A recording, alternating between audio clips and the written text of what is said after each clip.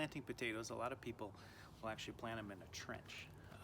But since in my garden I have just a small area, I like to make a potato patch. So to make a potato patch, you want to lay out your potatoes about a foot apart. And I like to do hexagonal planting so that I can maximize my space. Once I got my potatoes laid out, then I go to planting. Usually we plant about 6 to 8 inches deep. So I'll just take my badger paw and go ahead and drill down a little hole to about 6 to 8 inches deep. And then take your potato with the eyes pointing up and set him in there. And then I usually put back 3 to 4 inches of soil on top.